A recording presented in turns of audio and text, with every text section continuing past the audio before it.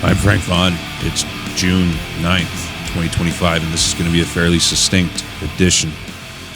Hopefully my voice bears out. I want to talk about two things, and they're going to frame the work that I do in the future as regards the subject of Canada and what we can expect. The headline at CBC right now is CARNEY takes questions after saying Canada will meet 2% NATO spending target by March. And he will move us into closer alignment with the anti-democratic, totalitarian EU. Now the EU has a parliament, and people will say, what are you talking about? How can you call something with a parliament totalitarian? And that parliament has no power to propose legislation, has no power over the governing council. And the EU is an appointed government. And their anti-democratic, anti-free speech tendencies, their interference in elections, whether it's France or Germany, Romania, is well established. They are actively working to oppose, through their systems of justice and censorship, any national party that wants to put the sovereignty of the nation first. This is where CARNEY's taking us. So it's easy to look at CARNEY's actions through that lens.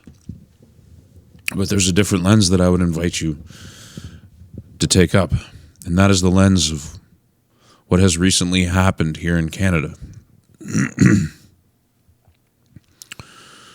It's not just beefing up our defense spending. CARNEY says Canada, this is another headline, CARNEY says Canada is looking to join major EU military buildup by July 1st. Defense Minister tells arms makers to prepare for accelerated federal spending. Canada doesn't have an abundance of money. We're going to be spending record deficits. Remember, there's no budget. So when they talk about this accelerated federal spending, this accelerated buildup, they're doing it without presenting a budget to the people. They're going to be spending your money through orders in council. This is totalitarianism, folks. And when my voice is in better shape, I will describe it better for what it is. But there's something else going on here. I've highlighted in previous videos how the government lacks the ability, the military and the policing ability, to prevent wide-scale civil unrest in Canada and to keep the lid on separatist notions. I would invite you to view this increase in defense spending through that lens. And that is the lens of being able to, in future, put a lid on these notions. Now, there's another thing that you need to consider in this vein, and that is Bill C-5. Now, there's a lot more to talk about in terms of the laws this government is introducing. Now, I will say, this week, I would watch the government very carefully, because this is the final week of the sitting of the legislature. So it's likely that they will release, or they will introduce, some damaging bills in the next few days before they go home, hoping that the media won't pay attention, which they won't, because the media, of course, is funded by the government in Canada these days. So this could be an eventful week. Just keep your eyes on events. But Bill C-5, called an act to enact the Free Trade and Labour Mobility in Canada Act and the Building Canada Act. This is what Mark Carney advertised as building one Canadian economy, eliminating the barriers between the provinces. What this actually is an attack on provincial autonomy. This is an attempt to undermine the province's ability to make their own decisions for themselves and to use federal power to override provincial sovereignty. Now, depending on your perspective, I suppose you could see this as a good thing or a bad thing. In Mark Carney's hands, given his scorn for parliamentary function in this country, given his love of using orders in council, given the fact that he's making all of these announcements without parliamentary oversight, in his hands, I see this as a weapon to stand in the way of Daniel Smith or Scott Moe or any provincial premier that is looking to enhance the voice of their province in the world and at home.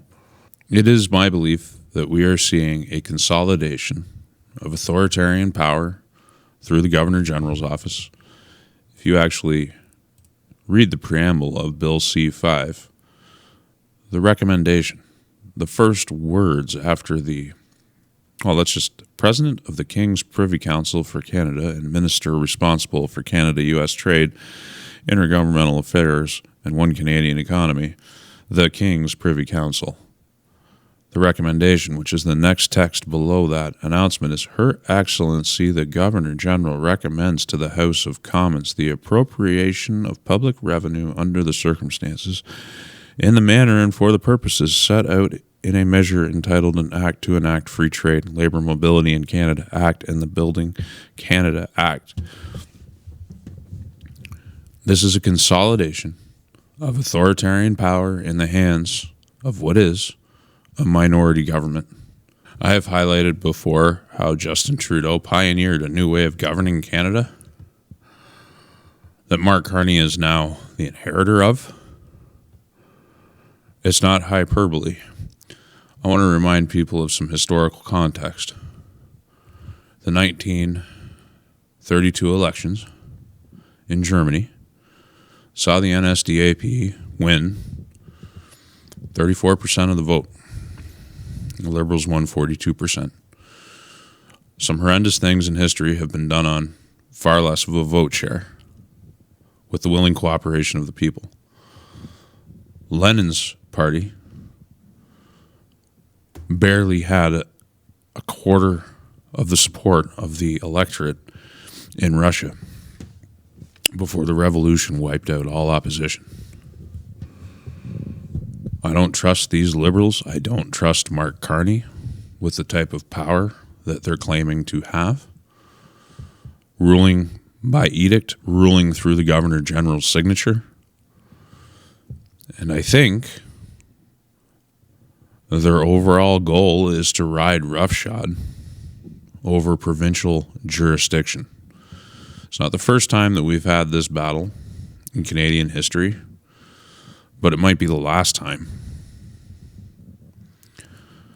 So I'd be very wary if I were Premier Smith or Premier Moe or any other premier who, like Blanchett, who has a concern for their provincial well-being, and how willing they are to cooperate with this federal government.